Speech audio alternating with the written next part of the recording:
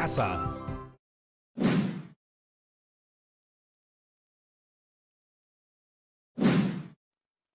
Bienvenidas y bienvenidos a Aprendo en Casa.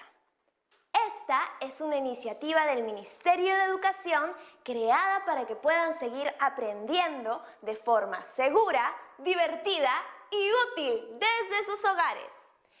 Este programa está dirigido a todas las niñas y los niños de tercer y cuarto grado de primaria, pero yo los invito a que motiven a sus familiares a acompañarnos, porque aprender juntos siempre es más divertido.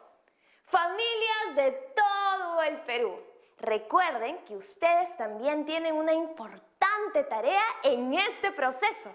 Así que vamos, únanse a la red y sean también parte de este viaje mágico de crecimiento y aprendizaje. Hola a todas y todos. Les cuento que estoy muy emocionada conociendo más sobre la cultura y diversidad de nuestro hermoso país. Tenemos muchos motivos para celebrar con orgullo el bicentenario de la independencia del Perú.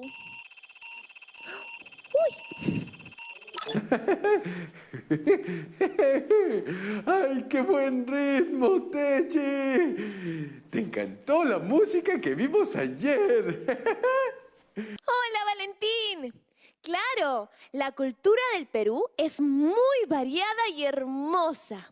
Me gustó mucho aprender sobre los cambios y continuidades que se fueron dando en nuestra capital, como en el caso de la muralla que protegía a Lima, y cómo ésta se ha ido transformando gracias al aporte cultural de todos los ciudadanos y ciudadanas que se trasladan del campo a la ciudad. ¡Oh! La cultura también es sabrosa, colorida y muy divertida como la chicha. Es cierto, Valentín. También estaba pensando en todo lo que hemos aprendido en estos días. Y también en cómo ha cambiado nuestro país en estos 200 años. En el programa de hoy tendremos la oportunidad de aprender sobre los cambios y permanencias en la educación y los medios de transporte. Yo también pensaba en cómo había cambiado nuestro país, Techi. Y sobre todo, me daba mucha curiosidad acerca de cómo eran las escuelas, estudiantes y los maestros y maestras de antes. ¡Ay! Así que le pregunté a mi abuelo. ¡Ay! ¿Y qué te dijo? Ay, me dijo que en el lugar donde él nació había una escuela y era de educación primaria. Ay, no había escuela de educación inicial ni de secundaria. Entonces, él ha visto y vivido los cambios de los que hablamos. Sí. Ahora hay más escuelas y nuevos programas educativos, como las escuelas con residencia o la educación en alternancia, donde él o la docente visita a la alumna o alumno, pero aún así hay mucho por mejorar. Y esa es una tarea que implica la participación de todas las peruanas y de todos los peruanos. ¡Qué increíble que hubiera niños y niñas que se quedaban sin educación porque no había escuelas! Felizmente, esa situación ha cambiado mucho. Pero, ¿qué más te dijo tu abuelo, Valentín? Básicamente eso. Y no me pudo decir más porque no conocía cuál era la realidad en otras partes del Perú en esa época. Entonces, ¿qué te parece si nos contactamos con una historiadora que nos pueda dar más información sobre la historia de la educación en nuestro país. ¡Gran idea, Techi! ¡Llámala! ¡Llámala!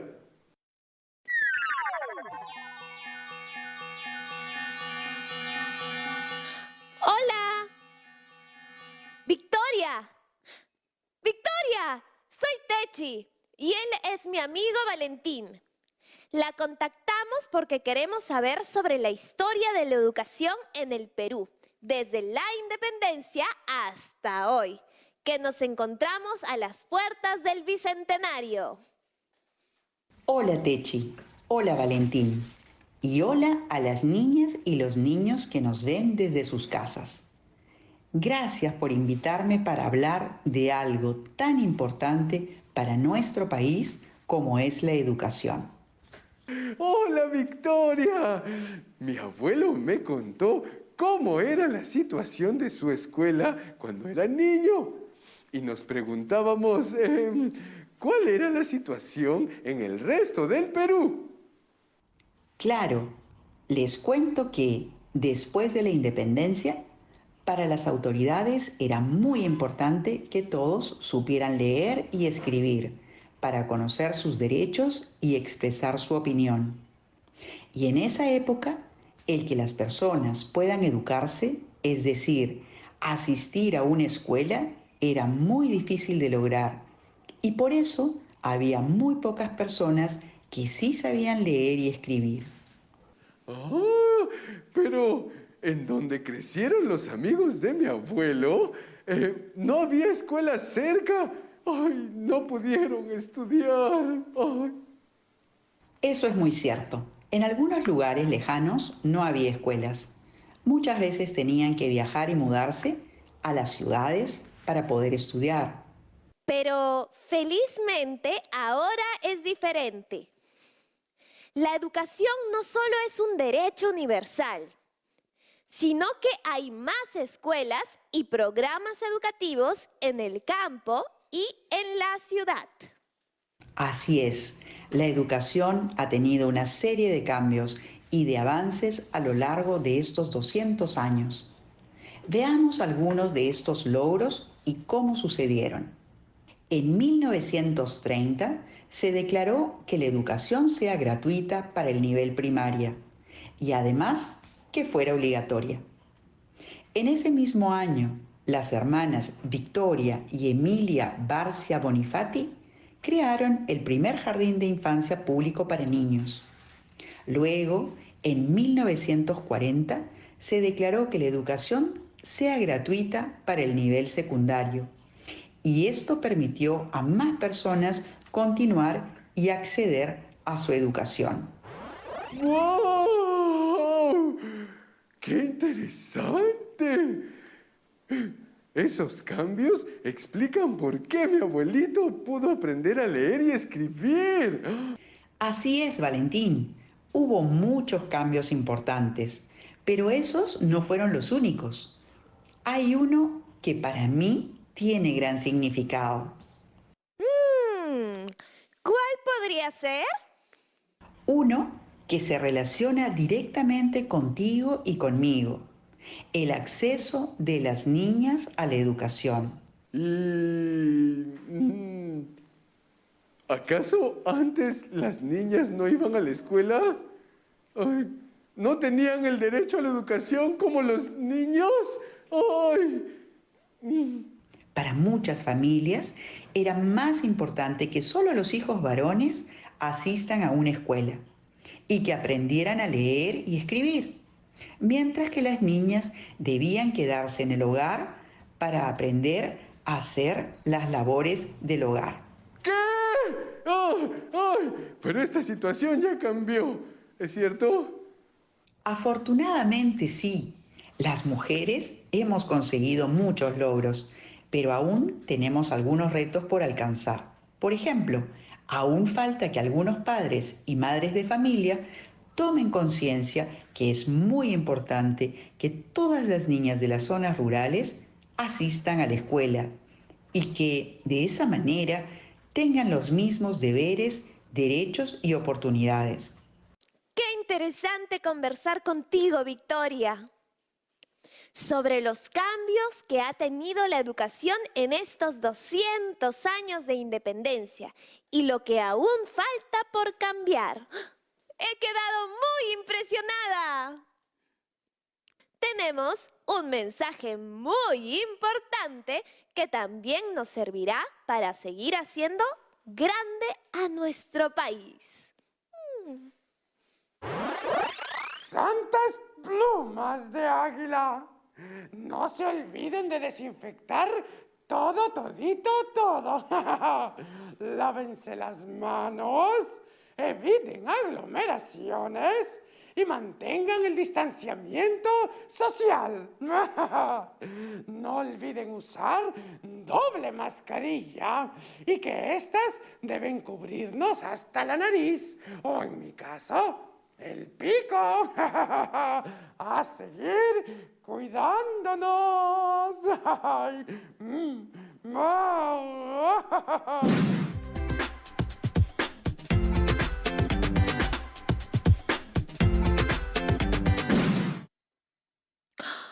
¿Qué cambios tan importantes en educación ha vivido el Perú?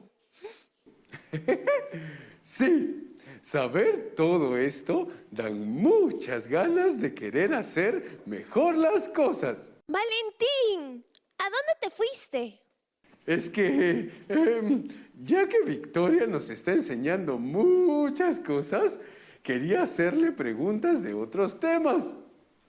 Con mucho gusto, Valentín. ¿Qué preguntas quieres hacer? Cuando estabas hablando, recordé cómo algunos de mis compañeras y compañeros tenían que ir al colegio en mototaxi o en transporte público, porque no estaba muy cerca de sus casas. Ay, entonces, me dio curiosidad saber cómo era antes el transporte en nuestro país. Mi papá me contó que cuando él era pequeño casi no había carros aquí. ¡Ay! Qué interesante e importante tu pregunta. Y Techi, hace rato me fui a traer este libro que me prestaron en la biblioteca municipal. Aquí vi una foto que me llamó mucho la atención. Ese es un carruaje.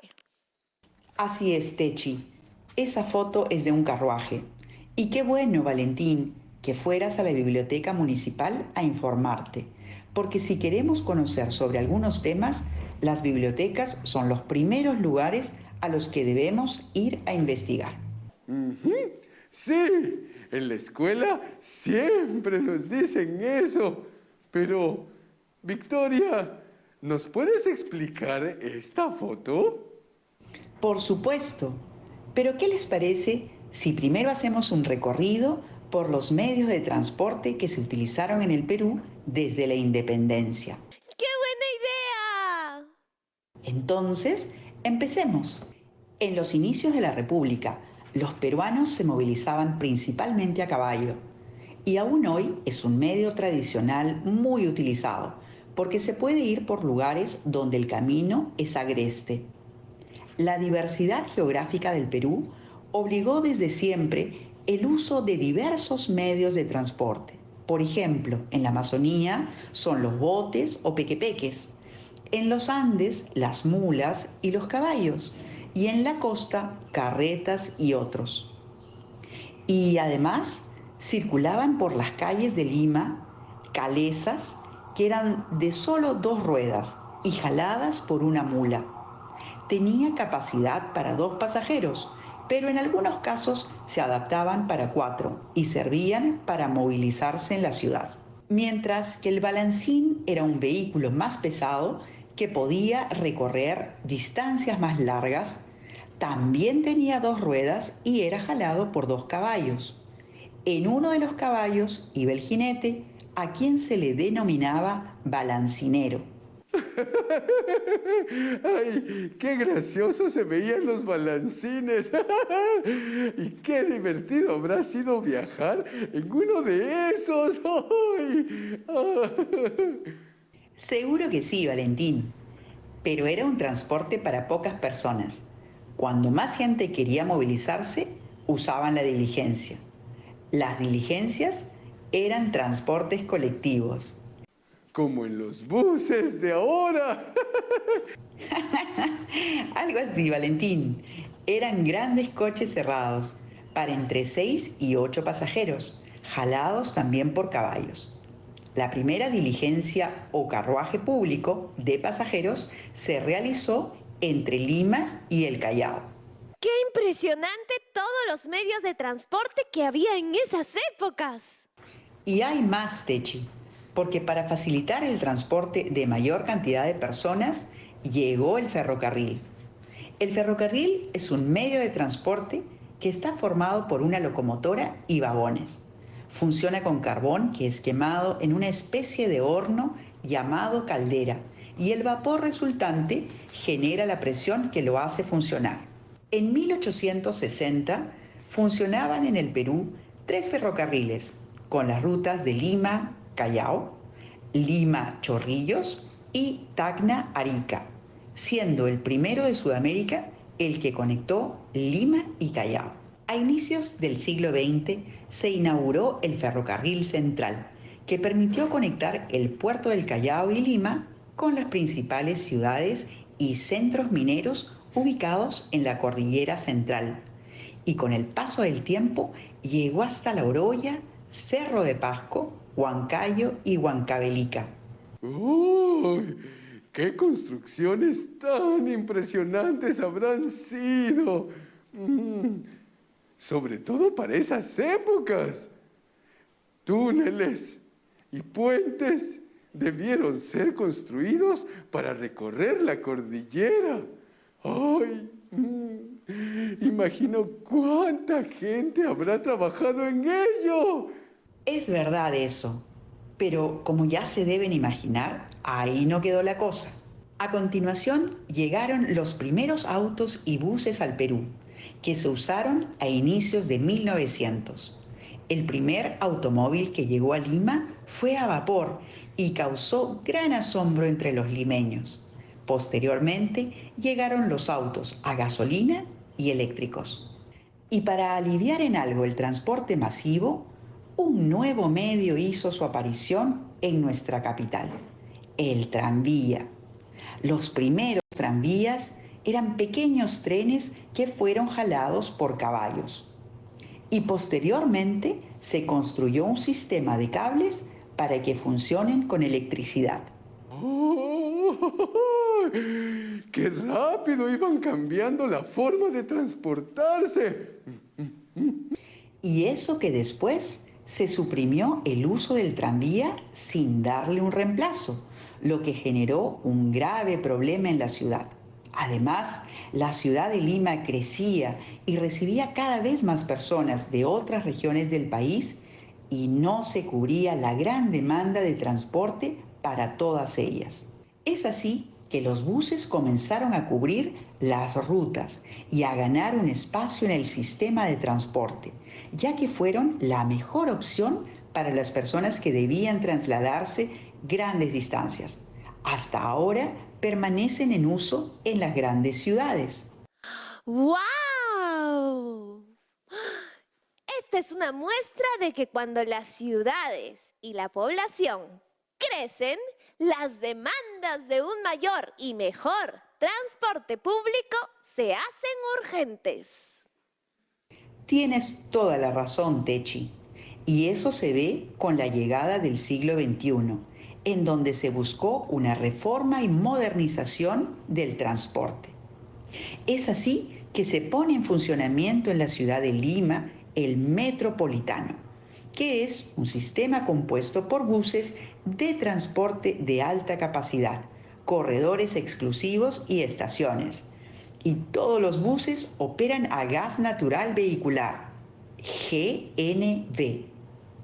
Luego, en la segunda década del siglo XXI, y ante la creciente demanda de transporte masivo sostenible, en el año 2011 se inauguró la línea 1 del Metro de Lima, que de igual forma buscaba dar una mejora a los usuarios en relación al tiempo que invierten y el costo en cada viaje.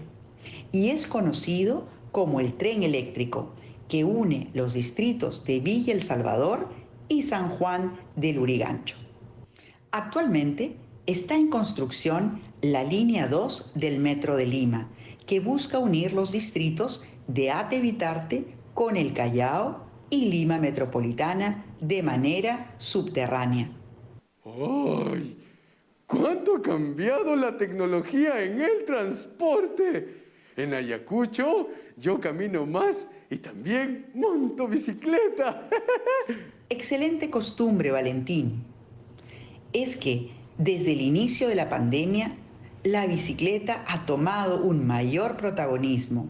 Por eso, desde muchas instituciones se promueve su uso y varios distritos han implementado ciclovías en sus avenidas principales. Recordemos que el uso de la bicicleta tiene muchos beneficios para la salud de las personas y el ambiente. ¡Qué maravilloso recorrido por la historia de los medios de transporte de nuestro país!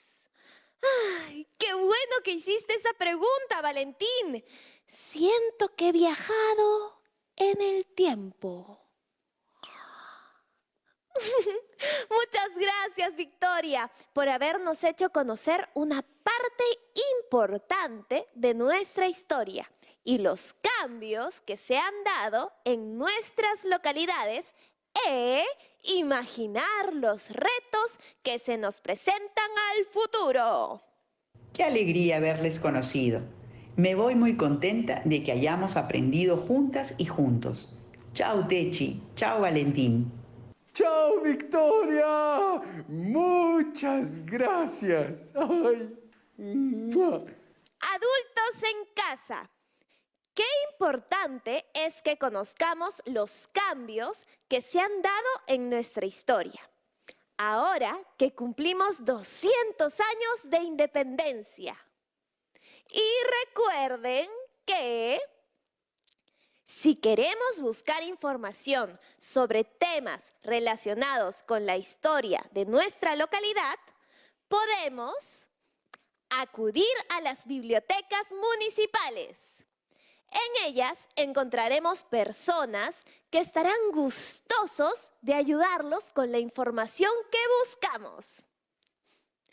Nos vemos mañana para conocer las acciones de cuidado al ambiente y el reciclaje en nuestras comunidades.